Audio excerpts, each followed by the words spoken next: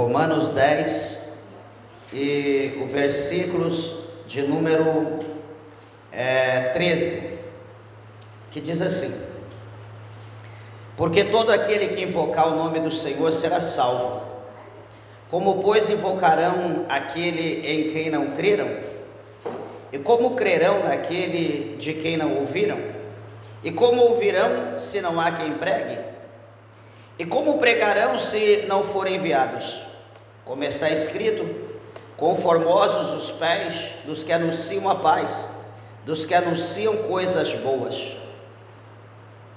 E o versículo 16, que é o do nosso tema: mas nem todos obedecem ao Evangelho, pois Isaías diz: Senhor, quem deu crédito à nossa pregação? De sorte que a fé é pelo ouvir e ouvir pela palavra de Deus. Vamos orar a Deus. Levante a tua Bíblia, a tua mão, peça para que Deus fale contigo. Amado Deus, maravilhoso, eterno Pai, Senhor, mais uma vez na tua presença, meu Deus, nós te louvamos, nós te exaltamos, Senhor, meu Deus, e agradecemos por aqui nós estarmos na tua casa, na tua presença bendita e maravilhosa.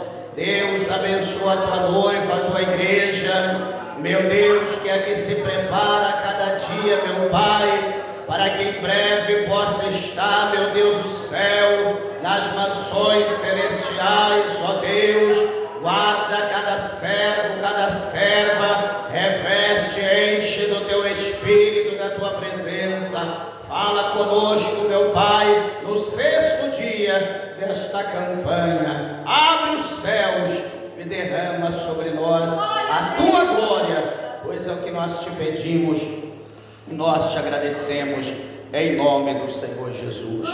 Amém. Podeis assentar, meus irmãos. Desocupe vossas mãos e dê uma salva de palmas. Glória para Jesus.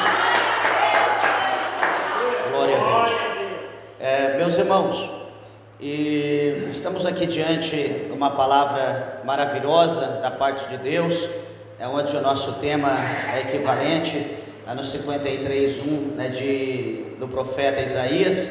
Aqui Paulo ele está falando, né, a mesma coisa que Isaías também falou. Paulo ele usou várias passagens de Isaías, né, escrevendo nos seus escritos. Assim também Jesus ele usou, né, várias passagens ali de Isaías, né, até mesmo porque nós sabemos que o profeta Isaías é conhecido como profeta messiânico, né? O ministério de Isaías demorou, né, durou cerca de 50 anos, né? De Jeremias foi 40, Isaías foi 50 anos. Ele ali profetizou, né, em quatro reinados, né, de reis diferentes, e foi um homem muito usado por Deus, né, que o Senhor utilizou muito a sua vida. E todos nós sabemos que o chamado de Isaías está lá no capítulo de número 6, né, do seu livro, quando a Bíblia diz que naquele dia que o rei Uzias morreu, né, o rei Uzias precisou na verdade morrer para que Isaías ele pudesse ter uma visão de Deus. E qual foi a visão de Deus? A Bíblia diz que ele viu os céus abertos, né, e ele viu o Senhor assentado no seu trono de glória. E quando ele contempla ali o Senhor assentado, ele também vê como que ao redor ali do Senhor, né, na sua glória, havia também serafins, né, que é a única passagem na Bíblia que fala de serafins, está lá no capítulo 6, e ele viu aqueles serafins que voavam, né, que estavam ali próximo do Senhor. E a Bíblia diz que aqueles serafins eram diferentes, né, dos outros anjos. Por quê? Porque os serafins eles tinham 6 asas, e ele diz que com 2 asas eles cobriam os pés, com 2 eles cobriam seus olhos, e com 2 asas eles voavam, né? Eles estavam sempre elevados. E a Bíblia diz que então eles abriam a sua boca e eles diziam: Santo, Santo, Santo é o Senhor dos exércitos, pois a terra está cheia da presença de Deus, cheia da glória de Deus. Interessante é isso. Nós sabemos que a glória de Deus ela é manifesta Quando lá em Crônicas a Bíblia diz que Salomão, né, quando ele vai inaugurar ali o templo do Senhor, né, que já está pronto o templo, que ele vai agradecer, vai oferecer ali os sacrifícios ao Senhor, né, as ofertas a Deus, e ele vai orar. A Bíblia diz que aquela glória era uma glória consistente, era algo palpável, era algo forte, pesado, né, que estavam ali na casa do Senhor. Os sacerdotes, eles não podiam, diz a Bíblia, permanecer de pé, eles não conseguiam ficar de pé por causa da glória de Deus. Era pesada, era a glória do Senhor que estava manifesta naquele lugar. Então a glória de Deus está sobre a terra, a glória de Deus está aqui no nosso meio, o Senhor está aqui com a sua glória.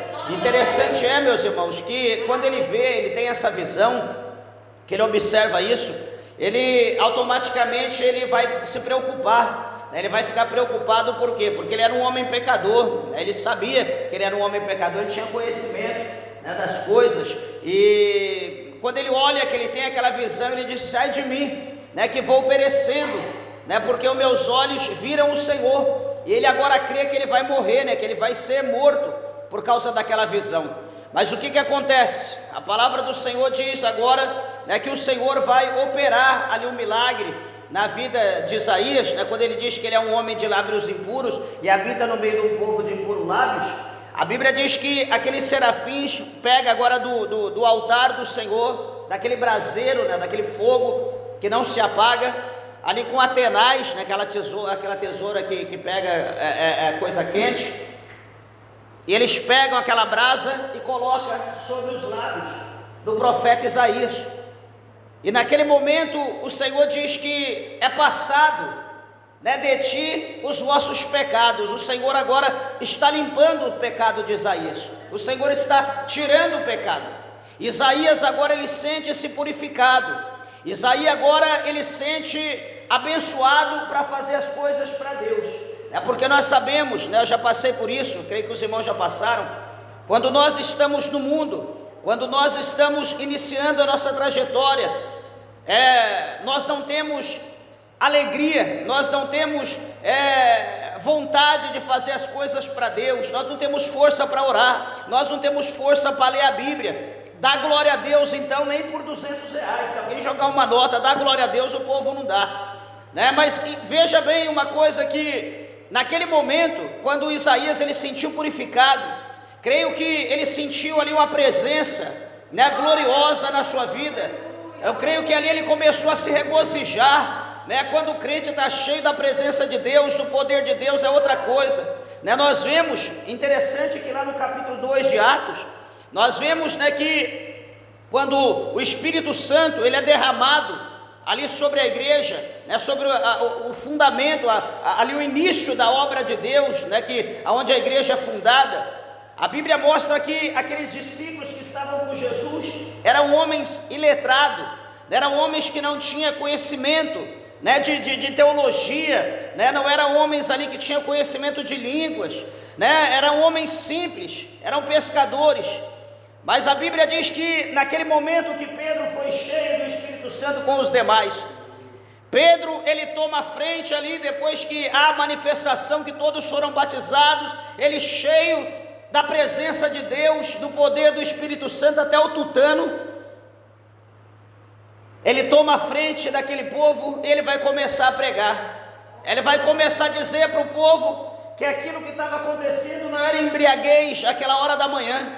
O povo não estava embriagado com vinho, o povo não estava embriagado com bebida forte, mas o que estava acontecendo na vida daquele povo era a confirmação do que o profeta Joel, ele profetizou lá atrás, que quando chegasse os fins dos tempos, os últimos dias, o Senhor iria derramar do seu Espírito sobre toda a carne, sobre toda a língua. O Senhor iria derramar do seu poder, as pessoas iam profetizar, iam ter visões, iam falar em língua estranha. Ele começa a pregar a palavra de Deus ali, meus irmãos, pessoas que olhavam para eles como que esse homem tem essa sabedoria, esse conhecimento. Meus irmãos, o Espírito de Deus, Ele que testifica a palavra na nossa vida. Eu não posso fazer nada para a tua vida, a igreja não pode fazer nada pela tua vida. A nossa função é falar de Jesus, a nossa função é pregar Jesus, a nossa função é falar do amor de Jesus, e automaticamente o Espírito Santo que testifica, ele vai bater no teu coração, ele vai bater no teu coração, ele vai testificar, e a partir do momento que ele te convencer, acabou. Você está convencido e você vai ser um crente. Eu lembro uma vez, um irmão do nosso ministério, que ele hoje é pastor, no começo do início da obra, né, o pastor missionário Cláudio sempre fala isso. Estava lá na sedinha ainda, a igreja pequena onde começou o ministério, lá na Avenida Nordestina em São Paulo, e a igreja uma benção, lotada de gente, e o pastor Cláudio fez o apelo, depois que pregou, né, como sempre a gente faz, e fez o apelo, e algumas pessoas aceitou Jesus, outros não. Então ele disse: a partir de hoje, vocês sabem que o único caminho que leva a Deus é Jesus Cristo, não tem outro. Enfim, né, os que aceitaram, os outros foram para a fila, e o irmão foi embora. Aí tem uma subida, né, muito íngreme, mais que essa aqui ainda, e longa, e ele está subindo ali, indo embora para a casa dele. Era de tarde o culto, ele está indo embora. Quando ele está lá em cima, ele foi pensando no trabalhar de Deus, foi pensando no culto, foi pensando no que o Senhor Deus fez, no que o Senhor falou, nas curas, nos milagres, o diabo sendo repreendido. Aí ele veio na mente dele, ele falou: meu Deus, por que eu conheci a verdade? Por que eu conheci a verdade? Eu fui conhecer a verdade, agora não tem mais jeito para mim. Será que ainda dá tempo? Ele voltou correndo, desesperado, talvez o povo olhando, né, vendo um homem correndo. Ele voltou para dentro da igreja, o pastor Carlos estava orando para o povo, estava na fila. Ele disse: pastor, eu voltei, estou arrependido, dá tempo ainda de eu aceitar Jesus? O pastor Carlos falou: meu irmão, levanta a mão para o céu. Fez a confissão, aceitou Jesus. Não sei se alguém aqui já ouviu falar no pastor Gedeilson Braga. O pastor Gedeilson Braga era um homem normal, e Deus utilizou a vida dele para uma grande obra, né? Várias igrejas foram abertas por intermédio dele no ministério, em São Paulo e também no Nordeste. Enfim, né? Deus utilizou a vida dele de uma forma tremenda. Então, ou seja, o Espírito Santo que convence. O Espírito Santo convence aquilo que a Bíblia fala. É para nós que o Espírito Santo é aquele que convence o homem do pecado, da justiça e do juízo. Se o Espírito Santo convenceu, está convencido. Se ele libertou, está liberto. Ninguém mais vai fazer nada a não ser ele. E veja, concluindo, então, naquele momento quando Pedro ele prega, a Bíblia diz que ele acaba de pregar e faz o apelo. Quase 3.000 almas se rendem à presença de Deus naquele momento da pregação. Quase 3.000. Imagina, meus irmãos, um homem que nunca pregou, um homem que não tem conhecimento de letras, e o Espírito de Deus usar e convencer quase 3.000 pessoas a se render ao Senhor Jesus. Isso é coisa tremenda. E o que vai acontecer, encerrando, quando Isaías ele é purificado, quando o pecado é tirado dele? O Senhor, diz a Bíblia, que brada do céu e faz uma pergunta ou duas: quem enviarei? E quem há de ir por nós? Quem era a pessoa ideal para levantar a mão ou dizer: sou eu? O Senhor talvez provou para ver se ele seria um covarde ou se ele seria um homem verdadeiro ali, um homem para que o Senhor pudesse utilizar. Quando o Senhor faz a pergunta, ele diz: Senhor, eis-me aqui, envia-me a mim. Então estava ali o chamado na vida de Isaías sendo concretizado. E segundo a história relata que um rei, filho de Ezequias, sabe aquele Ezequias que o Senhor usou o profeta e disse para ele: Ezequias, coloca a tua casa em ordem, porque do leito que tu está, da cama que tu está, tu não vai levantar, mas tu vai morrer. E o que ele fez? Ele aceitou aquilo? Não, ele foi orar, ele foi pedir a Deus que o Senhor tivesse misericórdia. Ele orou, lembrou dos tempos que ele servia a Deus, que ele era íntegro, que ele era fiel. A Bíblia diz que o Senhor manda o profeta voltar de novo e diz: eu ouvi as tuas orações e eu vou te acrescentar mais 15 anos de vida. Nesses 15 anos de vida, o rei Ezequias nasceu a ele um filho. Esse filho foi dado o nome de Manassés. Esse rei Manassés foi, talvez, certamente, o pior rei que Israel teve. Um rei que ele foi tão fiel à bruxaria, à idolatria, ele foi tão fiel ao satanismo, que ele ofereceu os seus próprios filhos no fogo para os demônios. Se ele ofereceu o próprio filho, imagina o que ele fez com o povo. E por que eu estou dizendo, falando de Manassés? O que tem a ver uma coisa com a outra? Segundo a história diz que Manassés, ele mandou cortar o profeta Isaías ao meio. Ele foi morto, cortado ao meio, por ordem desse rei. Mas outra situação interessante é que Isaías, ele foi o profeta que ele mais profetizou acerca de Jesus Cristo. É conhecido como o profeta messiânico. Os salmistas, muitos falaram, mas Isaías, ele foi mais profundo, porque Isaías falou acerca do nascimento de Jesus, né? Ele falou acerca que ia nascer, de uma virgem, ia nascer um filho, ia nascer um homem, e esse homem, ele seria, o príncipe da paz, ele seria o Deus forte, ele seria o Emanuel. Ele falou das aflições que Jesus iria passar, ele falou das humilhações de Jesus, que Jesus ia ser amassado, Jesus ia ser moído. Ele falou de toda a história de Jesus, ele resumiu e falou da morte e da ressurreição de Cristo. Foi o que mais falou acerca de Jesus. E veja, meus amados irmãos, que ele profetiza cerca de 800 anos depois que ele profetiza que Jesus vai nascer. É um período muito grande, é 8 séculos, é quase 1000 anos. E o que nós entendemos com isso? Que a palavra de Deus, como Pedro mesmo falou em 2,39, quando ele está pregando lá em Atos 2,39, pregando para o povo, ele diz lá em Atos, capítulo 2,39, Pedro mesmo, ele fala que a palavra de Deus, a promessa de Deus, vos diz respeito a vós, aos vossos filhos, aos que estão perto e aos que estão longe, e a todos quando o nosso Senhor chamar. Então veja que hoje a palavra está sendo pregada aqui. Veja que o Espírito de Deus tem falado em promessas em nossas vidas. Se a gente falar quem tem promessa aqui, a gente levanta até os pés. Tem promessa, nós temos promessa.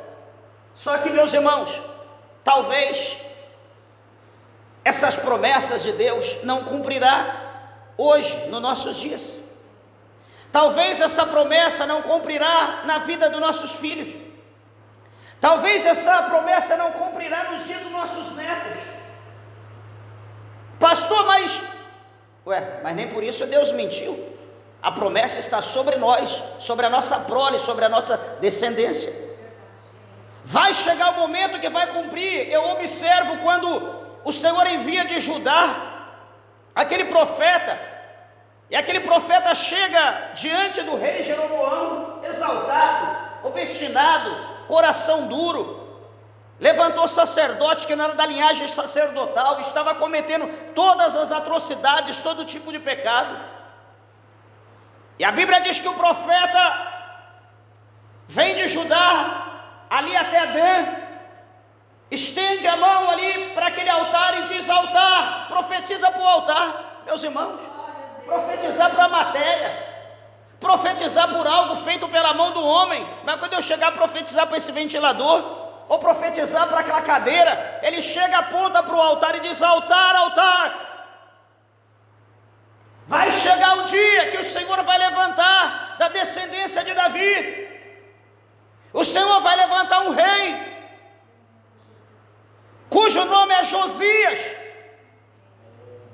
e esse homem, ele vai queimar os ossos de todos aqueles que dizem ser sacerdote e não são, e o Senhor vai te dar um sinal, altar. Você será fendido de cima a baixo. O que acontece? Do nada, sei lá, um terremoto, um raio, o altar fende, o altar racha. Não sei qual é, se era mármore, se era granito, não sei se era de ouro, não importa. O importante é que o Senhor deu o sinal e disse: você será fendido, e fendeu. A cinza caiu. Naquele momento o rei coloca a mão, acude, não deixa acontecer, não deixa cair o altar. Quando ele coloca a mão, a sua mão se atrofia, ele perde a sua mão, porque ele vai querer colocar a mão onde está a mão de Deus. Ele foi pôr o dedo dele onde está o dedo de Deus. Labrassúria, calabracheia. Profeta, ora ao Senhor teu Deus, para que ele restaure a minha mão, para que ele restitua a minha mão de novo. Eu darei até metade do meu reino para ti, eu te abençoarei. O profeta vai lá, ora, o Senhor restaura a mão dele de novo, e o profeta não quer saber de conversa com o pagão, e vai embora. Eu quero dizer que a promessa que o Senhor fez ali, dizendo que ia nascer Josias, pensa que ia ser amanhã, pensa que ia ser o mês que vem, demorou. Não é 3 dias, não é 3 anos, não é 30, demorou 300 anos para Josias nascer. E quando Josias nasceu, ele cumpriu tudo que foi profetizado. Aí nós perguntamos: como que pode? É o Espírito Santo. O Espírito Santo, ele é eterno. O Espírito Santo não tem esquecimento, não tem amnésia. Talvez promessa que fora feita há 500 anos lá atrás pelos meus ancestrais hoje está se cumprindo em mim, não sei. Na tua vida talvez a mesma coisa, e a promessa que cumprirá daqui 100, 200 anos, não sei, mas cabe a nós permanecermos fiéis, cabe a nós permanecermos confiantes, cabe a nós permanecermos perseverantes na presença do Senhor. Meus irmãos, porque eu sempre digo isso, nós estamos servindo a Deus, nós estamos na presença do Senhor. Não é por nada terreno, não, meus irmãos. Nós temos que tirar isso da nossa mente, do nosso coração. Eu estou servindo a Deus por causa da bênção, eu estou servindo a Deus por causa do milagre, eu estou servindo a Deus por causa da cura, eu estou servindo a Deus por causa da providência. Não! Nós estamos servindo a Jesus para nós morar no céu. Nós estamos servindo a Jesus para a salvação da nossa alma. Se Jesus quiser fazer alguma coisa por nós, amém, nós tomamos posse. Se Ele não quiser, amém, porque a promessa maior é a salvação da nossa alma, e Ele já nos garantiu essa salvação, se nós somos fiéis até o fim. Labassória, calamasuricanda, labasteriana, labaia. Oh, bendito é o nome do Senhor. Larque moque, serve a surimicanda, labracheia. Oh, meus irmãos, quando nós falamos em promessa, nós olhamos para Jeremias, e nós vemos quando Jeremias está profetizando, que o Senhor diz que o povo iria ficar 70 anos no cativo, na Babilônia. Mas o profeta do povo, profeta que profetiza para agradar pessoas, eu estou dizendo profeta aqui, eu estou aqui na função de profeta, estou profetizando, falando da palavra. E tem profeta que é profeta de Deus, que profetiza o que Deus manda, e tem profeta que é profeta dos homens, que profetiza aquilo que os homens querem ouvir. E qual que nós gostamos mais? Aquele que profetiza o que a gente quer ouvir. Não vem com esse negócio que eu amo ouvir Deus falar comigo. Mentira. Aonde? Lá em São Paulo. Quem vai pregar em tal congresso? Quem vai pregar em tal? É o pastor Celso. Não vou não. Eu pergunto, será que a gente quer ouvir Deus falar, ou a gente quer ouvir o que a gente quer ouvir? Geralmente a gente quer ouvir o que a gente quer ouvir, o que vai ao encontro da situação que nós estamos vivendo. É o que acontece lá. Levanta Ananias e vai dizer para todo mundo: não, Jeremias está mentindo. Que negócio de 70 anos o quê? O povo não vai ficar no cativo 70 anos não, vai cumprir os 2 anos inteiros, né? Ou seja, vai dar 3 anos E o Senhor vai trazer o povo tudo de novo. Fica tranquilo, não se preocupa não. Fique em paz, é 3 anos só de cativeiro, não é 70 não. Quer ver? Deixa eu pegar o jugo de madeira. Arrancou o jugo, quebrou aqui, Deus está quebrando o jugo. Jeremias lava a mão, vai embora. Vou contender. E todo mundo feliz, abraçando o profeta, beijando, dando dinheiro, dando ouro. Esse que é profeta. Jeremias profetiza abatendo o povo, desanimando, fazendo o povo retroceder, fazendo o povo perder a fé, a esperança, desacreditar do rei e não sei o que. Daqui a pouco o Senhor no caminho, Deus diz: volta lá, profeta, volta lá que é teu mistério. O profeta Jeremias volta, e quando chega lá, o Senhor diz para Ananias: Ananias, tu quebraste o jugo de madeira, agora eu estou colocando o jugo de ferro. Eu quero ver quem vai quebrar agora, é jugo de ferro. E o prazo é 70 anos e ponto final. E porque tu mentiste, tu falaste contra o Senhor, tu vai descer a sepultura. E essas são as minhas, foi embora. Passa 3 meses. Aonde está Ananias? Na cova. Vai questionar, é promessa. E o povo ficou 70 anos. Quando cumpriu 70 anos, Deus tirou de volta 70, acabou. Não tem conversa. Então observa, meus irmãos, que há uma diferença muito grande em Deus prometer e nós tomarmos posse daquilo que Deus, Ele cumpre, aquilo que Ele prometeu. Sabe por quê? Porque há um tempo determinado para tudo. Há um tempo determinado, e para que as coisas se cumpram na nossa vida, eu sempre falo para os irmãos, né, até a gente vinha falando hoje na viagem, que a gente precisa de paciência. Tudo na nossa vida nós temos que ter paciência, ainda mais quando tange as coisas de Deus, ainda mais quando é as coisas de Deus. Sabe por quê? Porque as coisas de Deus é espiritual. As coisas de Deus a gente não sai vendo, não sai tocando, apalpando, não sai agarrada com ela. As coisas de Deus é pela fé. E quando se fala as coisas de Deus é pela fé, até estava pregando ontem ou na quarta-feira, dizendo aos irmãos aquilo que Jesus fala em Lucas 18, verso 8: porventura, quando o Filho do Homem voltar à terra, será que ele vai achar fé? Será que ele achará fé na terra? Se prega em fé, fala em fé todo dia, mas quem está tendo fé? Hoje, meus irmãos, a comodidade está grande. Hoje eu não quero esperar não, né? A gente está falando isso. Ah não, o juiz está demorando para agilizar a aposentadoria, advogado é meia boca, arruma outro. Meu Deus, tem um tempo, tem um processo, tem um trâmite, tem que esperar, é fase, tem que esperar até chegar no final. Não, esse não dá, deixa eu arrumar outro. Vai retardar o negócio, vai atrasar cada vez mais, tem que ter paciência. A mulher está lá gestante, com a barriga linda, só que está um peso, ela não está conseguindo andar, está quase caindo para frente. Tem que esperar o famoso e velho 9 meses. Não adianta querer ir antes. Não adianta querer com 5, eu não aguento mais, é trigêmeo. Olha como que eu estou, não, é 9 meses e acabou. Vai ter que esperar, tem que ter paciência. Tudo na nossa vida, meus irmãos, é dessa forma. Ainda mais quando tange as promessas de Deus, nós temos que confiar, temos que ter paciência, temos que descansar o nosso coração. Isaías, ele falou, ele conversou, né? É interessante quando a gente observa, a gente lê o profeta Isaías, ele fala de uma maneira como se ele tivesse no convívio com aquilo que ele estava falando de Jesus.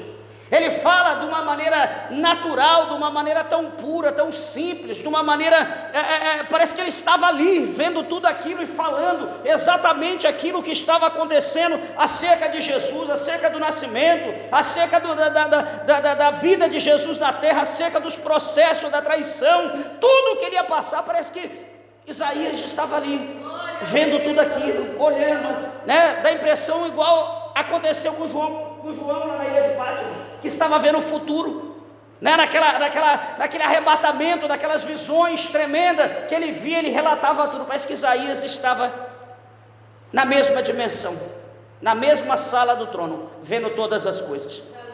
Mas o que a Bíblia mostra? Que depois de 800 anos, tudo o que Isaías fala, talvez as pessoas olhem para esse louco, está falando de quem? Quem que é esse cara? Quem que é esse Messias? Quem que é esse Emanuel? Quem que é esse príncipe da paz? Quem que é esse Deus forte? Quem que é esse Salvador? Passa 10, passa 20, passa 50, 100, 200, 300, 400, 500 anos. Todos morrem, vai geração, vem geração, vai geração, vem geração, até que chega um dia que o povo está muitos anos sem ouvir profeta, né? O Senhor, Ele fecha a boca dos profetas, ninguém mais profetiza, ninguém fala acerca das coisas dos céus. Encerra-se em Malaquias, ou em 2 Crônicas, né? na ordem cronológica, termina em 2 Crônicas, né? a profecia original, né? na cronologia da Bíblia, ela não acaba em Malaquias, né? mas ela acaba em 2 Crônicas, e 2 Crônica finda o Antigo Testamento, e todo mundo está quieto, está mudo, está operando só a lei, por intermédio dos sacerdotes, dos fariseus, escribas, enfim, até que chega o momento que a Bíblia fala de uma mulher, que essa mulher, ela está ali namorando, é uma prometida a um homem chamado José, está programado o seu casamento. E interessante é que naquela época respeitava-se o homem e a mulher o homem, não é hoje. As pessoas de primeiro namoravam para depois se conhecer. Hoje se conhece para depois namorar, né? É diferente hoje a situação. E eles tinham uma promessa, prometidos. E o que vai acontecer? O Espírito de Deus vai tomar o ventre de Maria, e ele vai ali gerar no ventre de Maria uma virgem, o príncipe da paz, o Emanuel, o Deus conosco, o Salvador da humanidade. A Bíblia vai mostrar que José vai querer fugir, José vai sentir como se fosse traído, como se Maria houvesse ali aprontado antes do casamento, e ele vai tentar fugir. Só que naquela noite que ele vai fugir, o anjo aparece para ele e diz: José, não faça tal coisa, porque o que está gerando no ventre de Maria, tua preparada, não é da vontade da carne, nem do varão, mas é mistério de Deus, é o Espírito de Deus que está trabalhando. Não faça o que tu vai fazer. Então, a partir dali, meus irmãos, Jesus, o Salvador, ele nasceu, ele veio à terra, e ele nasce num lugar muito humilde, como todos nós sabemos. E Jesus, então, ele vai crescendo em graça, ele vai crescendo em sabedoria, ele vai crescendo em conhecimento, até que chega a idade de Jesus, ali depois de 10 anos, que eles vão para Jerusalém com seus pais, e de repente Jesus ele some. Eles procuram Jesus, Jesus fica perdido cerca de 3 dias, e Jesus some e desaparece. Eles voltam para a sua terra, em meio à peregrinação, perguntando se alguém havia visto Jesus, e falando como que era, enfim, e ninguém viu, ninguém havia conhecido. Enfim, eles voltam de novo para a festa, e quando chega na festa, eles vão no alpendre, como está lá em João 5, o alpendre de Salomão, e quem que eles encontram lá? Um monte de doutor. Quem eles encontram lá? Um monte de homens da lei, homens de idade, homens barbudos, homens respeitados, homens de conhecimento, teólogos da época. E quem está lá no meio? Uma criança. Quem está lá no meio? Jesus está lá sentado. E o que Jesus está fazendo ali? Jesus fala, Jesus está falando, e o povo está só ouvindo, doutores, mestres, homens da lei, só ouvindo, e Jesus falando. De repente o pai e a mãe chegam e chama Jesus, no intuito de dar uma dura, porque ele havia desaparecido. Jesus simplesmente olha para eles e diz: convém a mim cuidar dos negócios do meu pai. A obra de Jesus, meus irmãos, como ele fala em João, ele veio para que por intermédio dele se cumprisse na terra toda a vontade de Deus. Jesus não veio em uma só oportunidade, em um único momento, para fazer alguma coisa. Não, deixa eu fazer isso aqui que é por mim. Não, tudo que Jesus fez foi para fazer a vontade de Deus, foi para alegrar o coração de Deus. Não é ao contrário que quando ele estava na cruz, quando ele estava lá crucificado, com os pés amarrados, mão e pés, aliás, com os pés amarrados e as suas mãos crucificadas, Jesus, ele diz, é aquela célebre frase, tetelestai. Quando Jesus, ele diz, tudo está consumado. Ou seja, tudo que era para ele fazer, ele fez, ele cumpriu. Tudo que era para fazer, ele fez. Só que, meus irmãos, o tema da palavra é: Senhor, quem creu na nossa pregação? Observa, meus irmãos, que Jesus, ele veio, como eu falei, para fazer toda a vontade de Deus. Ele veio para pregar, ele veio para curar, ele veio para libertar, ele veio para transformar. Jesus veio para mudar, para salvar a humanidade. Só que, detalhe, meus irmãos, nós precisamos entender, presta bem atenção, talvez você nunca ouviu isso. Nós precisamos entender uma coisa, que todos nós somos sanguíneos, nós somos carnais, nós somos humanos, nós somos terreno ou terráqueo. A nossa carne, ela é ligada direto a essa terra, as coisas da terra. A nossa carne é voltada para as coisas da terra, para as coisas do mundo. Nós nascemos para isso, para viver nesse ambiente. É como se, por exemplo, pegasse a gente e fosse colocar nós para viver no mundo aquático. Será que nós viveríamos? Nós não somos Aquaman, né? Nós não viveríamos, nós iríamos morrer, porque ali não é nosso ambiente, o nosso ambiente é a terra. A nossa carne, tudo é voltado para a terra. Só que detalhe, a partir do momento que nós conhecemos Jesus, a partir do momento que nós chegamos a Ele, né? Porque Jesus por si só não faz nada. A Bíblia me fala em várias oportunidades, né, que o homem, ele só pode chegar a ser salvo se Deus escolher. Se Deus escolher, eu estou aqui porque Deus me escolheu. Você está aqui, nós estamos aqui porque Deus nos escolheu. E o que acontece? Quando Deus, ele nos escolhe, Deus nos entrega a Jesus. É assim, a Bíblia fala para nós, né, que o próprio Jesus, várias vezes ele diz que: Pai, todos aqueles que o Senhor me deu, de maneira alguma eu lançarei fora. E o que acontece, meus irmãos? Como nós somos dessa terra, quando Deus nos escolhe e nos entrega a Jesus, a partir daquele momento que nós temos um relacionamento com Jesus, nós vamos receber o quê? O Espírito Santo na nossa vida. Nós vamos receber o Espírito Santo. E o que é? É algo novo. Imagina você, brasileiro, nato, e daqui a pouco pegam você e te levam lá para o Japão. Detalhe, você é humano como eles, porém a cultura, o idioma, a forma de vida é totalmente diferente.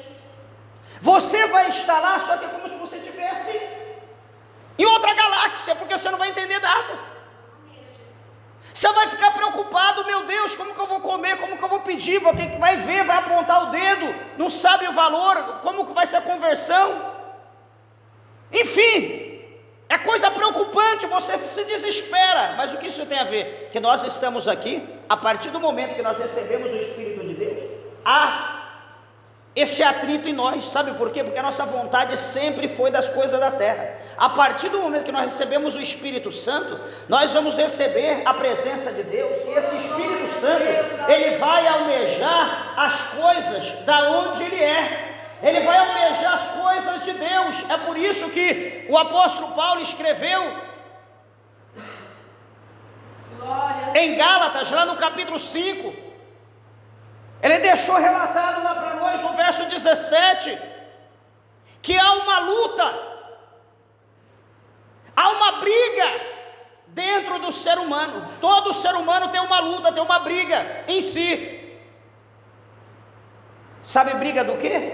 Da carne contra o espírito. Dessa maneira, papai. Há uma briga, não pensa você que não, há essa briga. E nós precisamos ser muito temente, muito forte, muito dedicado.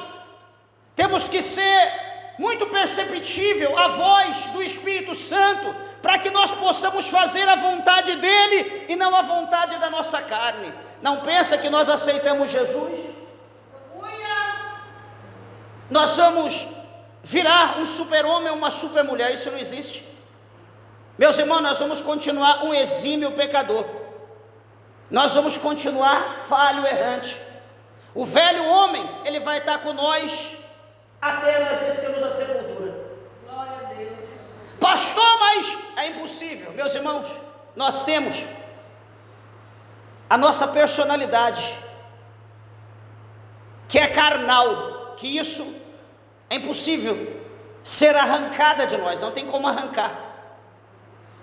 Nós teremos que, nós vamos andar com o Espírito Santo e conviver com essa personalidade terrena, essa personalidade maligna, essa personalidade terrível, que quantas das vezes, meu Deus, se eu pudesse voltar atrás, eu desfazia tudo que eu fiz de errado. É insuportável, às vezes, quando a gente está em espírito, as atitudes da nossa carne. Você querer orar, você fala, Senhor, pelo amor de Deus, me ajuda, eu quero orar, eu preciso orar, mas a carne vai estar ali, não, que negócio de orar o quê? Descansa, deita, fica quieto, daqui a pouco você ora, não, come primeiro, você quer consagrar, e a carne está ali, não, que consagrar, olha aquela carne boa lá na geladeira que sobrou da janta, do almoço, olha aquilo, não sei o quê, e ele vai te apresentar pratos, ele vai te levar a você desejar coisas que quando você não se consagra, você nem olha. Meus irmãos, vai ter essa luta, nós vamos ter que lutar até nós descer a sepultura. É o velho homem contra o espírito, é a carne contra o espírito. Paulo fala aqui, miserável homem que sou, quem me livrará do corpo dessa morte? A luta é grande, meus irmãos. E deixa eu te dizer, sendo assim, nós temos que conviver com isso.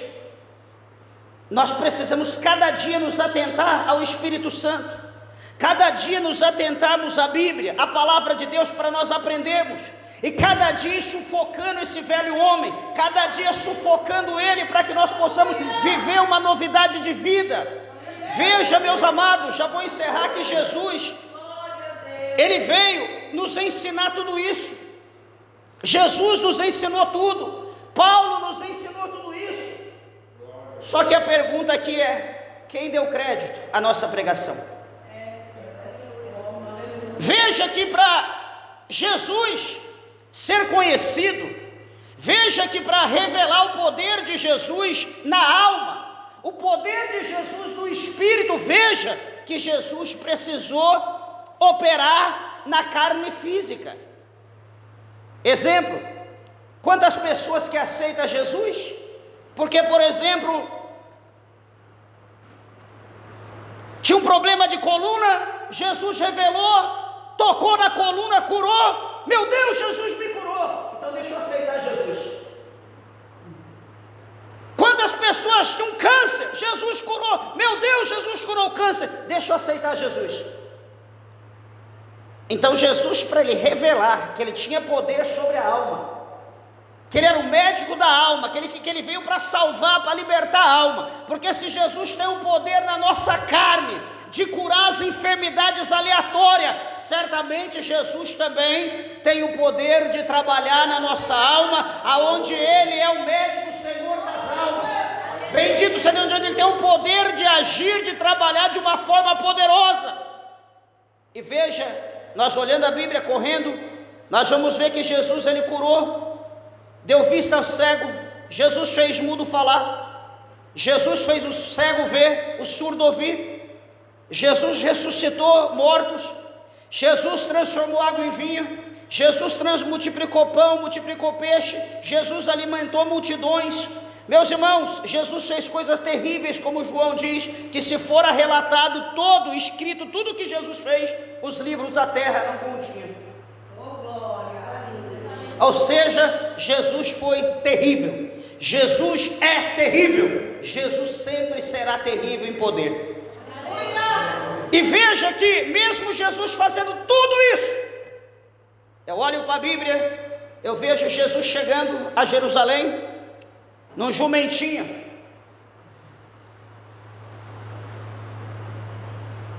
Montado no asno, num jumentinho, e todo mundo olhando para Jesus e gritando: Hosana, bendito é aquele que vem em nome do Senhor. E todo mundo gritando, aquele coro, aquele louvor maravilhoso. Daqui a pouco, passando poucos momentos, aqueles que gritavam Hosana, bendito é o que vem em nome do Senhor, aqueles que diziam em João 6, esse é o nosso rei, vamos coroá-lo, porque ele nos alimenta, ele abençoa a nossa vida, esse aí é o homem que nós queremos que seja o nosso rei, vamos coroá-lo, Hosana, bendito que vem em nome do Senhor. Daqui a pouco eles estão diante de Pilatos. Oh, glória a Deus. Pilatos está lá em cima no alpendre, está Jesus, está Barrabás e a multidão. Pilatos, depois de ter investigado Jesus, dialogado com ele naquela audiência, ele não achou nenhum tipo de pecado, nada que Jesus merecesse ser condenado. E ele diz, querendo salvar Jesus, querendo libertar Jesus, ele diz para o povo: olha, por ocasião da festa, é permitido soltar um, vai ser condenado ambos os dois, mas a gente pode abrir mão de um. Quem vocês querem que eu solte? Jesus o Cristo, intitulado Cristo Salvador, ou vocês querem que solta Barrabás? Quem deu crédito à nossa pregação? Quem deu crédito ao que Jesus fez? Quem deu crédito ao amor, à misericórdia, à paciência, à longanimidade? Quem deu crédito o que Jesus fez para aquele povo? Quem deu crédito no que Jesus fez? Quando ele fala dessa maneira, quem vocês querem que eu solte?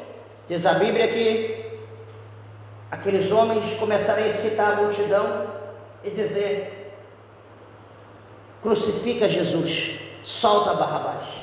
Crucifica Jesus, solta Barrabás. E o povo começou a gritar: solta Barrabás, crucifica Jesus, solta Barrabás, crucifica, mata Jesus. Glória a Deus, aleluia. Isso dói na nossa alma. Mas, meus irmãos, se nós olharmos para esse caminho, e se isso não acontecesse, o que seria de nós? Quem nos salvaria? Qual de nós hoje estaríamos aptos, tão puro, preparado para salvar a si mesmo? Qual de nós poderíamos salvar a nós mesmos? Ou qual de nós poderíamos dar vida para salvar a nossa família, não digo a humanidade, mas a nossa casa? Oh, Deus, é dessa forma, aleluia. Então tudo que Deus fez foi um projeto de Deus. E o que eu quero dizer para encerrar? Eu quero dizer aos irmãos que muitas das vezes nós nos preocupamos. Pastor Silvânio, talvez o senhor se preocupa, como eu já preocupei, a gente está na frente da obra, de pregar. Cadê as pessoas? Cadê o povo para ouvir? Cadê isso? Cadê aquilo? Meus irmãos, nós não temos que nos preocupar. Se for para uma pessoa, nós pregamos para uma pessoa. Glória a Deus, aleluia. Se tiver duas, melhor. Se tiver três, melhor ainda. Nós não podemos nos preocupar, porque nem todo mundo vai dar crédito às nossas pregações. Verdade, Nem todo mundo vai querer dar ouvido, nem todo mundo vai guardar no coração a palavra, mas independente da situação, nós temos que pregar. Sabe por quê? Porque há uma ordem para todos nós na palavra de Deus, não é só para ministro, não é só para obreiro, a ordem é para todos aqueles que se achegam a Jesus. A ordem é a palavra da grande comissão, todos nós somos comissionados. Está lá em 16:15 de Marcos. Marcos 16, 15 e 16. Jesus diz: ide por todo mundo, pregai o evangelho a toda criatura. Aquele que crer e for batizado será salvo, mas aquele que não crer será condenado. Glória a Deus. Então, meus irmãos, em suma, nós não vamos alegrar ninguém. Jesus não alegrou. As nossas palavras não vai mudar a vida de ninguém. Mas uma coisa eu digo, o Espírito Santo que está no nosso meio, ele vai convencer, ele vai testificar, ele vai fazer a obra. E aquele que for de ser salvo, será salvo. Eu queria que tivesse 1000 aqui, que benção. Mas eu queria que tivesse 10 salvo, do que 1000 meia boca, enganador, porcos, discutidores, invejosos, murmurador, mundano, enfim. A Bíblia nos ensina dessa forma, que nós tenhamos fé, que nós cumpramos a palavra de Deus em pregar. A palavra de Deus não importa para quem, se quer dar ouvido, dê, se não der ouvido, amém. Nós vamos passar como Jeremias passou, nós vamos passar como Isaías passou, mas a promessa continuou. A palavra continuou batendo nos corações. Para cumprir o que Isaías diz, eu encerro. Que toda a palavra que sai da boca de Deus, ela não volta para Deus vazia, mas antes ela cumprirá com êxito tudo aquilo que apraz a vontade de Deus. Então fique em paz, só fale, abre a tua boca, deixa Deus trabalhar, e você vai ver, se for de salvação vai ser, se não for, infelizmente, o céu não é para todos. Aliás, é para todos, mas nem todos querem o céu. Meus irmãos, que Deus, o Senhor, vos abençoe. As horas se foram, as palmas, bem alegre, exalta e glorifica o nome do nosso Deus.